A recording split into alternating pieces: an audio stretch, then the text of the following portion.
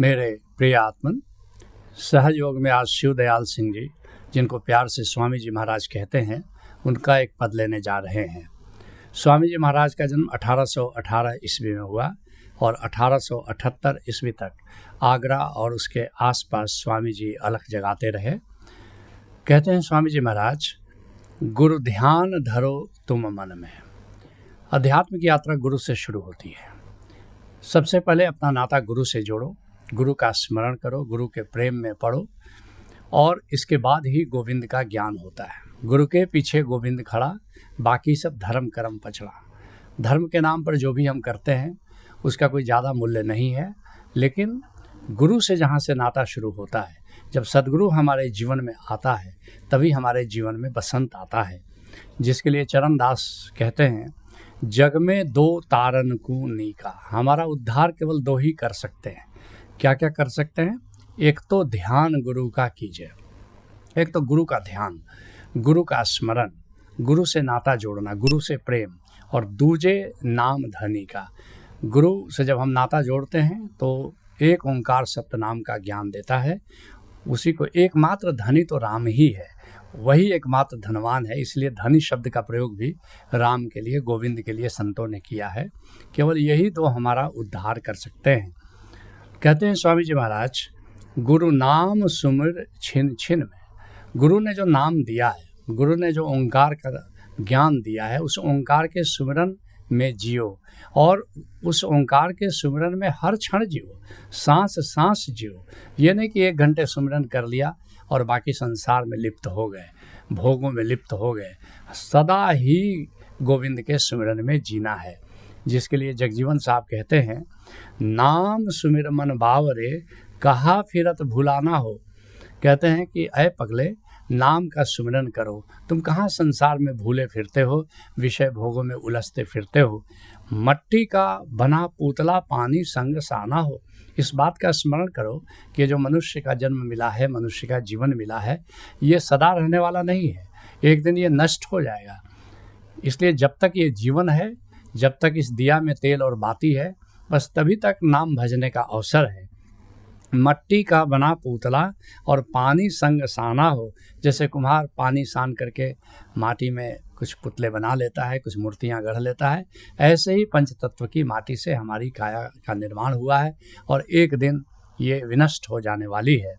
एक दिन हंसा चली बसे, एक दिन पंछी उड़ जाएगा, केवल पिंजड़ा रह जाएगा। ठीक वैसे ही बस एक दिन यह शरीर गिर जाएगा और इसके भीतर जो जीवात्मा है वह यहाँ से कूच कर जाने वाली है। एक दिन हंसा चली बसे, घर बार वीराना हो, और ये घर वीरान रह जाएगा।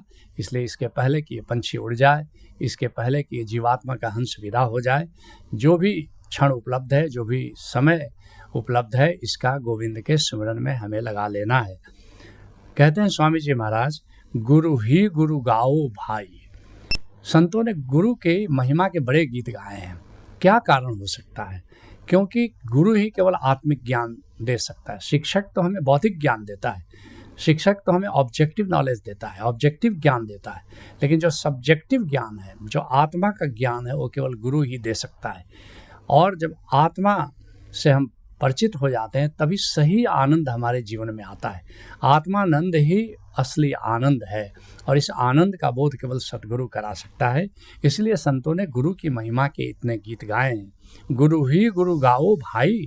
जिसके लिए स्वामी जी अन्यत्र कहते हैं, चेत चल जगत से बौरे। कहते हैं जगत से अब गोविंद की ओर चलो, संभोग से समाधि की ओर चलो। चेत जल जगत से बौरे, ये जगत से नाता तोड़ो, गोविंद से नाता जोड़ो।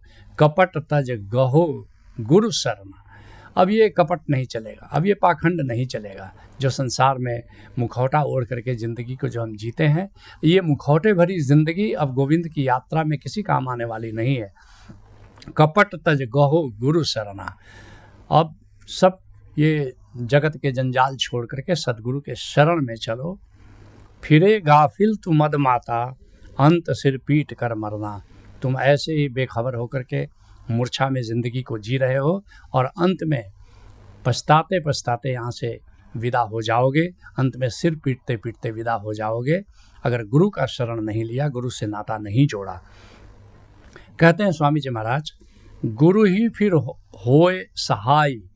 क्यों गुरु के शरण में जाना है, क्यों गुरु से नाता जोड़ना है? क्योंकि अंत में गुरु ही सहाय होता है। मृत्यु के बाद कोई साथ तुम्हारे चलता नहीं, ये गुरु का दिया हुआ नाम यही तुम्हारे साथ चलता है। गुरु के द्वारा जो नाम मिला, इस नाम के सुमिरन में जो तुमने जिया, नाम के सुमिरन की पूंजी जो तुमने अर्जित की, नाम धन अर्जित किया, यह धन ही तुम्हारे साथ जाता है। जिसके लिए कबीर साहब कहते हैं, कबीरा हरि के रूठते गुरु के शरण जाए।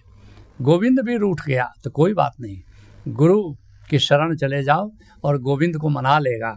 लेकिन कहे कबीर गुरु रूठते हरि नहीं होत सहाय। लेकिन कहीं गुरु रूठ गया, अगर तुमने गुरु से द्रोह कर लिया और गुरु रूठ गया तो गोविंद भी तुम्हारी मदद नहीं कर सकता। कहते हैं स्वामी जी महाराज, जितने पद ऊंचे नीचे गुरु बिन कोई नाही पहुँचे। अब यहाँ से बहुत ही रहस्य की बात शुरू हो रही है। ये जो अंतर यात्रा पर जब जाओगे तो 14 मंडल, 14 रूहानी मंडलों की यात्रा करनी पड़ती है। जैसे मूलाधार चक्र है, स्वाधिष्ठान चक्र है, फिर नाभि के पास मणिपुर चक्र है, फिर हृदय के पास अनाहत चक्र है, फिर कंठ के पास विशुद्ध चक्र है, और उसके बाद और भी रहस्यमय मंडलों की शुरुआत होती है। सहस्रदल कमल है, 7वां त्रिकुटी है, 8वां दशम द्वार है, 9वां शून्य है जिसको भंवर गुफा भी कहते हैं, फिर उसके आगे महाशून्य है, उसके आगे सतलोक है, उसके आगे अलख लोक है, उसके आगे अगम लोक है, उसके आगे अकह लोक है। ऐसे 14 मंडलों की रूहानी यात्रा हमें करनी होती है। और जैसे ओशोधारा में जब आते हो तो विभिन्न समाधियों के माध्यम से तुम्हें हम इन लोगों का भ्रमण कराते हैं, और यह सद्गुरु ही करा सकता है।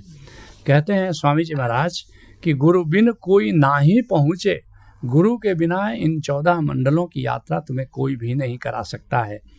गुरु बिन कोई ना ही पहुँचे, जिसके लिए गुरु अर्जुन देव जी कहते हैं, गुरु पूरा भेंटियो बड़ भागी, मन ही भया परगासा। ये जो सौभाग्यशाली कोई होता है उसी के जीवन में पूरे गुरु का पदार्पण होता है, और फिर तो तुम्हारे भीतर, तुम्हारे जीवन में उजाला आ जाता है। ज्ञान का उजाला कहो, आनंद का उजाला कहो, प्रेम का उजाला कहो।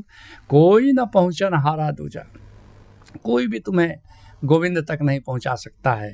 और अपने साहिब का भरोसा, बस अपने गुरु का भरोसा रखो, वही तुम्हें इन 14 रूहानी मंडलों की यात्रा करा सकता है, वही गोविंद के दरवाजे तक तुम्हें ले जा सकता है। कहते हैं स्वामी जी महाराज, गुरु ही घट भेद लखाया। ये जो घट है, इस घट का रहस्य केवल गुरु ही उजागर कर सकता है। इस घट में बहुत कुछ है। इस घट में नाद है, नूर है, अमृत है, आनंद है, चैतन्य है, बहुत कुछ है इस घट में, और इसका रहस्य केवल सद्गुरु ही बता सकता है। जिसके लिए पलटू साहब कहते हैं, परे जब संत के द्वारे संत ने आप सब किना। कहते हैं पलटू साहब कि पहले तो मैंने बहुत सत्संग किया, बहुत तरह के अनुष्ठान किए, बहुत तरह की साधनाएं की, लेकिन हुआ कुछ नहीं। लेकिन अंत में जब संत से हमने नाता जोड़ा, सद्गुरु से नाता जोड़ा, तो फिर सब कुछ, सारे रहस्य मुझ पर प्रकट होने लगे। दास पलटू जब ही पाया, गुरु के चरण चित लाया।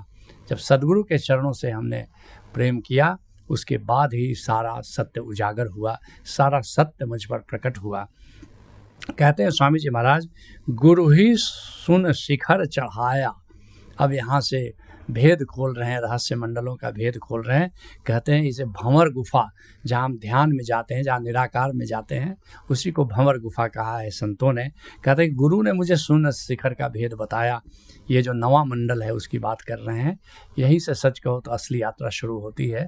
ये जो 9वां मंडल है, जहाँ से ध्यान में भंवर गुफा, इसलिए सारे संतों ने भंवर गुफा पर बड़ा जोर दिया है, निराकार पर बड़ा जोर दिया। ओशो इसको निराकार कहते हैं भंवर गुफा को, क्योंकि यहीं से, ध्यान से ही यात्रा शुरू हो सकती है।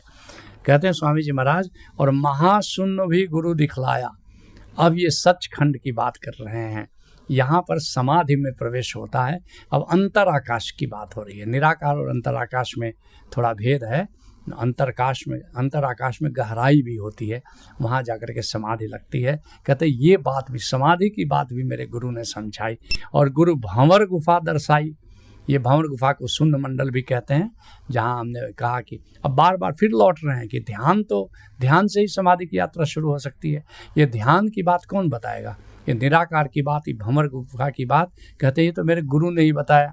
नहीं तो मेरे को तो कुछ पता नहीं था कि ध्यान कैसे लगेगा, निराकार क्या होता है, भंवर गुफा क्या होता है। फिर कहते हैं गुरु सत्य लोक पहुँचाया, और उसके आगे अद्वैत की बात है। अद्वैत समाधि में जब यशोधरा के आओगे तो वहाँ सत्य लोक को जानोगे, जहाँ पर तुम जानोगे कि हम उस पूर्ण के अंश हैं, I am part of the whole. ये अब सत्य लोक की यात्रा है, जहाँ परम सत्य तुम पर विदित होता है। फिर कहते हैं गुरु अलख अगम पर साया, अलख लोक गुरु दिखलाता है। जब कैवल्य समाधि में आओगे तो वहाँ देखोगे कि सारा अस्तित्व मेरा विस्तार है।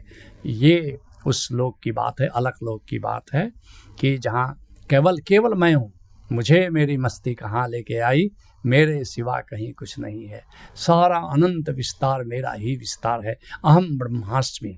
ये अलख लोक की बात है। फिर कहते हैं अगम पर साया, ये निर्वाण समाधि में जब आओगे तो अगम लोक को जानोगे, जहाँ परमानंद की अनुभूति होना शुरू होती है, जहाँ तुम जानते हो कि मैं और तू जैसी चीज़ नहीं है, ना तो मैं उसका विस्तार हूँ ना वो मेरा विस्तार है, बस एक ही सत्ता है, एक ही अस्तित्व है, एक ही एग्जिस्टेंस है।